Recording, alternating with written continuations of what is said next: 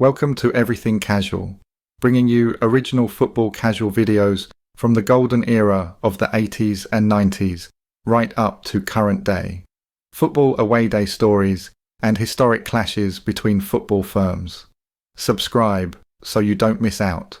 We upload videos every week. I like making documentaries about different football firms, famous rows and life stories of terrace casual legends. But now and again, I will give stories about myself and my experiences. This is one of those stories. I don't name names, I don't name firms, and I don't name myself. I have to stay anonymous because of my job, my friends, and naughty stuff I have done, my friends have done, and damage to pubs and other places that nobody has ever been done for. And I would very much like to keep it that way. Enjoy the story. I have many, many more to tell. In recent history, I'm talking 20, 15 or even 10 years ago, when the football fixtures was released, I would always look for when we would be playing Blackpool or Preston away or any other clubs in that area. For me, Blackpool was the best away day of the season. It had everything. I could spend hours telling many stories about that place. I have seen it all and done it all there, I really have.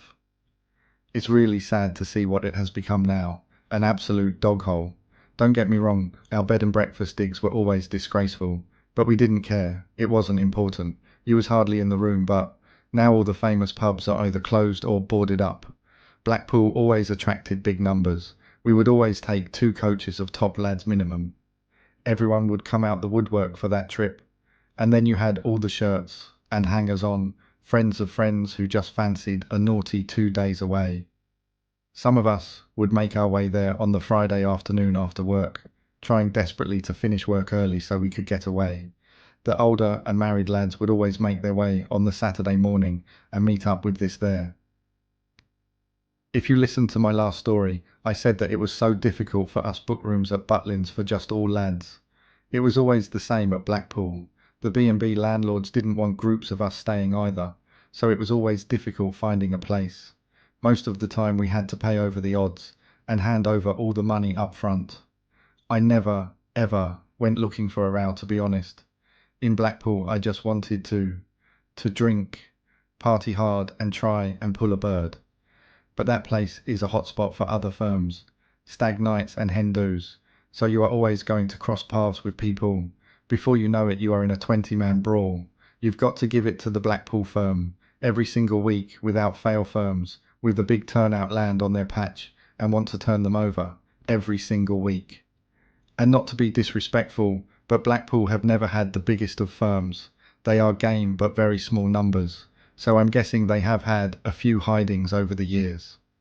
We have turned them over a couple of times, but I will get into that story in a bit. Always seems to be Scottish mobs in Blackpool too. I have come across Rangers and Hibs there, good lads. I have seen a large gang of Celtic too, huge numbers, but they wasn't a firm and wasn't game, just shirts down from north of the border for a good time. The Flagship and the Manchester was always decent pubs. We would always do a pub crawl, starting with drinks in the B&B bar, then on to the Dutton Arms, the beach tavern. But the place to be was always the Tower Lounge. Oh man, that place was something else. Get in there at around 2 p.m. in the afternoon and it was rammed, like a huge nightclub. The resident DJ on asking the crowd to participate in games on the stage. Music and beer flowing, full of hen nights. If you had enough about you, it was possible to pull a bird in the afternoon, take her back to the B&B, do your business and be back in the Tower Lounge for 5-ish. Others had to graft and plant seeds, maybe arrange to meet the girl in a club later, but always made sure you had 2 or 3 options.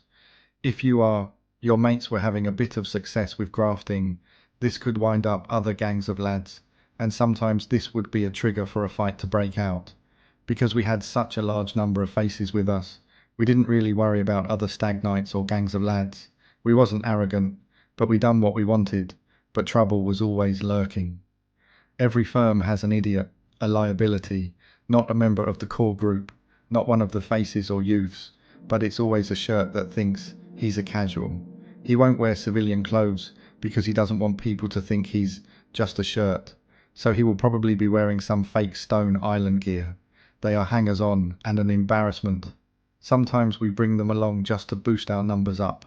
So it's like you have more lads when you turn up somewhere. I probably shouldn't be saying that, but it's the truth. It's normally okay when you take them away with you, because if anything kicks off, I guarantee they will be nowhere to be seen, as far away from the action as possible.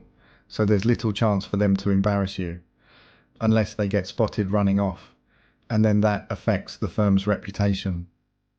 The problem is, when they come to places like Blackpool with you, in particular the Tower Lounge, they will get pissed up early on and cause problems, and start acting up to other groups of lads in the pub, taking liberties with girls, because they are with you.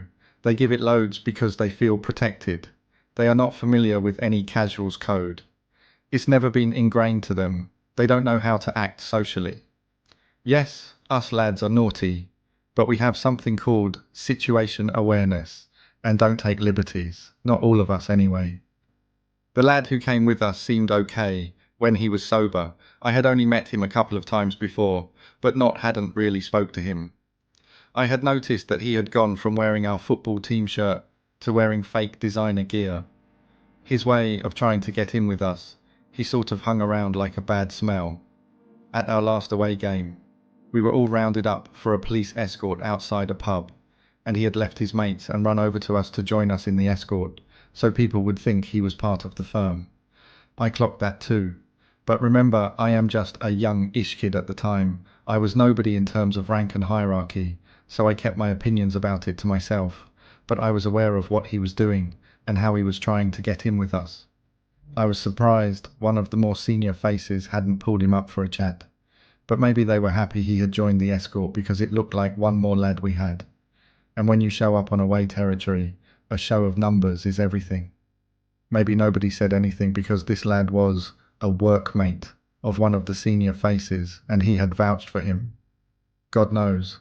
But if I had clocked that he was a bit of a tool, then surely other people had too. From time to time you can find a nice little gem, a lad who joins you.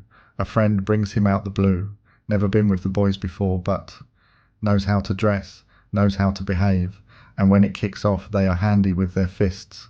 They just have that fire in them that most lads have. The big test always comes when you have a row. That's how you know what they are made of. Anyway, this lad was no gem, and when he turned up in Blackpool, I knew he would be a liability. I made sure I kept my distance. And when he was pissed up in the Tower Lounge, I was proved right. He was walking across the dance floor purposely nudging into lads, grabbed a couple of girls' bums. He was causing problems. The bouncers were watching him, so were the gang of lads he had nudged into. One of the girls he had touched up screamed in his face. He replied with some very insulting words back to her, and that was that.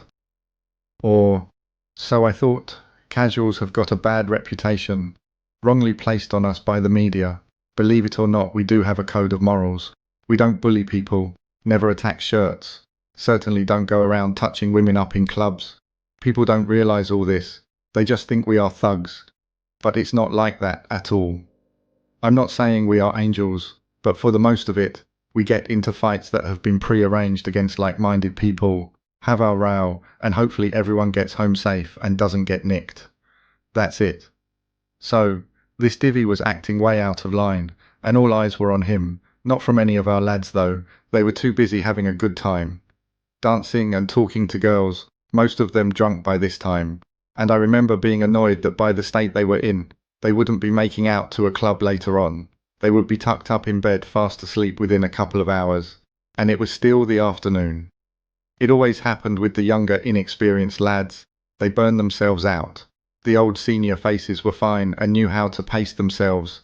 But I tended to hang out with the younger lads more my own age, especially when it came to clubbing till early hours in the morning. Again, one of the senior lads should have pulled this clown up and have a word, because the situation was getting worse.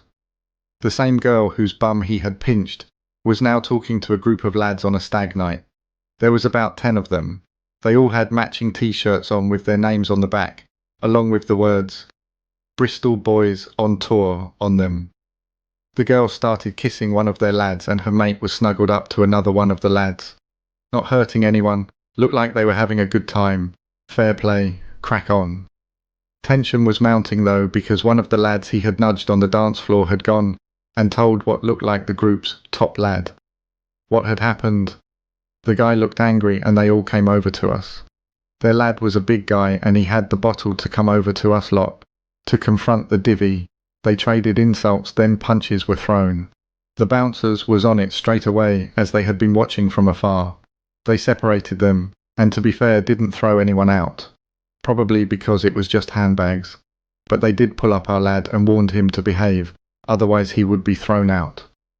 He was about to shout F off to the bouncers, but one of our senior boys grabbed him around the throat and had serious words with him.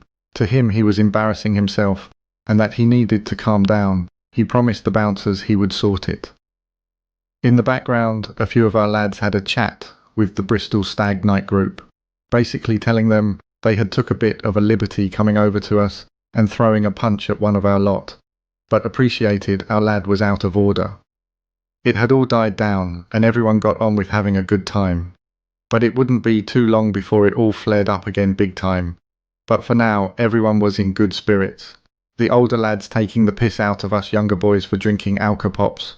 Lemon-flavoured hooch or orange Bacardi Breezer was my drink back then.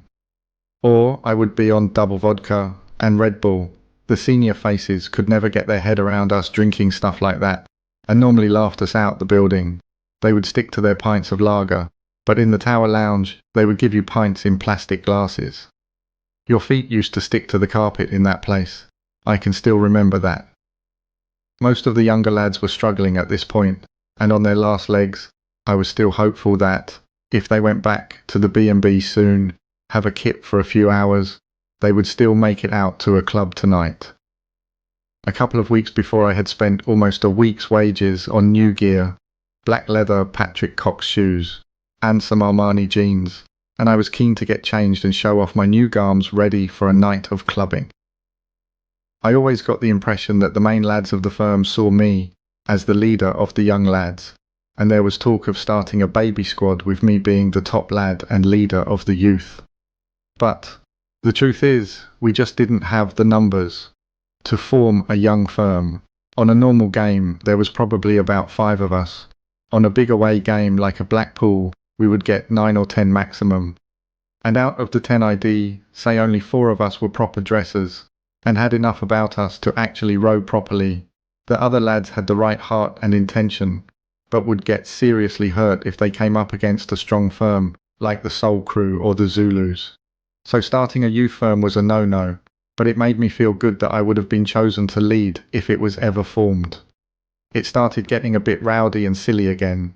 Our divvy liability should have been taken back to the B&B, but that didn't happen, because quite frankly, nobody wanted to leave and was prepared to give up their afternoon of fun to babysit him.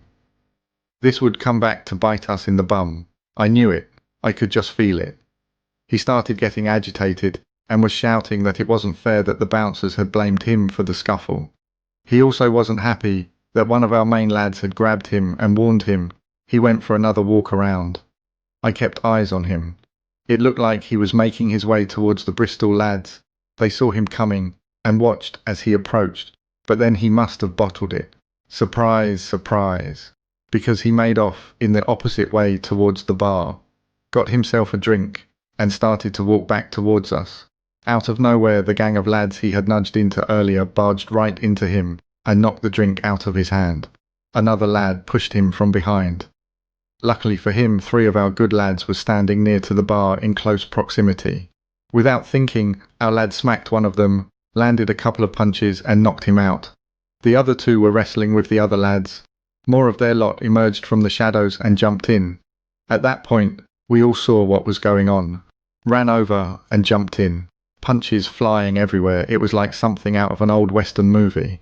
It must have been a group of 10 or so bouncers jump in, clumped a couple of lads, then we all got thrown outside. Our mob and the other group of lads, the Bristol lads, rushed out too and joined the other group of lads. In broad daylight in the afternoon, in the road just outside the Tower Lounge, was a 30-man brawl. A couple of lads was wrestling on the floor next to the tram tracks. People walking past screaming, women running past, some stood there watching. I was one-on-one against another lad a bit older than me. I was tipsy, but so was he. I threw a punch, but my judgment was way off, and I missed him by some distance. He threw a punch, and he caught me, but it didn't hurt, it was lightweight. He was too drunk to connect properly. I kicked him in the chest and he grabbed my kicking leg. But I had connected, and he keeled over but was still holding my leg, so I stumbled over with him. But I landed on top of him, so punched him in the face, then stamped on his chest. He was done. The fight was over, but he had somehow ripped my Lacoste polo shirt without me realizing. I looked around, and our lads made short work of the other guys. Most of their lot had run off. The ones that remained were bloody. We heard sirens, so we all ran down the back street towards our B&B. We heard the sirens getting louder and closer, so we all split up into 2s and 3s. Nobody classed this as a result because it wasn't against another firm. In fact, none of us wanted to fight because we were all having a good time. So, if by any chance one of the Bristol Stag Night boys are listening, no hard feelings. And that divvy that started this all was dealt with. Thank you for taking the time to watch my video. If you would like to see more, because I have many more stories to tell, then please like this video and click the subscribe logo in the bottom right of this screen. Thanks again and see you next time.